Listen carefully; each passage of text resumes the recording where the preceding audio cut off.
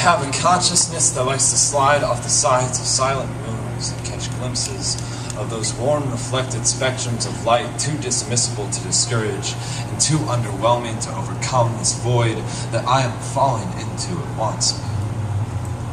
It takes no pity while consuming that which claims to have a purpose. It takes no pity while consuming those that consuming those that devour their predecessors and brothers in order to generate the energy necessary and attempting to mutate into the cognition that the universe is missing. We claim to have a higher purpose while we consume other creations, unconscious of the fact that natural selection has only led us to find better ways to fuck each other, and every time I look where survival continues, there is something we are missing. I am with it.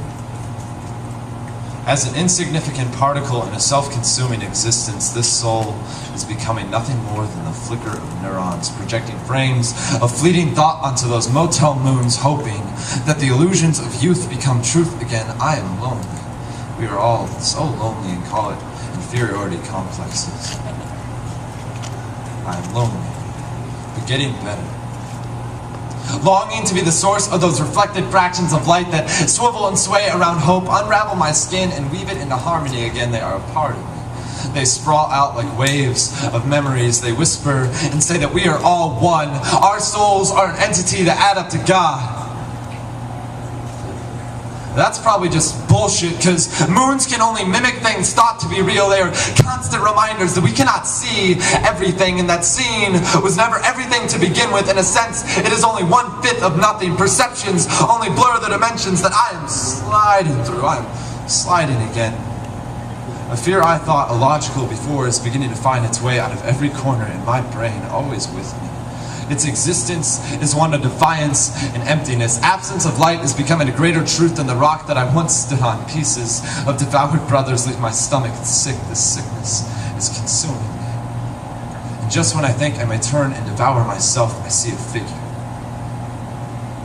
Its nature is endless, and it takes the form of my first breath. Yet when I smile, it says, I let it fill my chest and say in an exhale, you will find sadness in the most unexpected places. Every time I smile, I bare my teeth. Fragile veils only meant to keep you from seeing this rabbit hole of a throat that I have inside is a nightmare. The trees in my chest sit elements and a panic. The pillars in my gut go up and up and up, never realizing that they would look just as beautiful going down, driving into foundation to become the one thing that can hold me up. But I have been ungrounded since faith vanished in a smokescreen of anxiety and suicidal thoughts. These pillars of creation have lost their purpose a long time ago. In fact, they don't even exist. It took me 20 years of checking behind shower curtains. 20 years of running through dark rooms to leap into the safety of bed sheets, and 20 years of nightmares to realize the things I fear the most are the infinity of my own thoughts and being trapped in a room full of mirrors, desperate to fully feel the present, but I can never see the sky as it is, only as it was, a tangled web of paradox painted Picasso style by my eyes.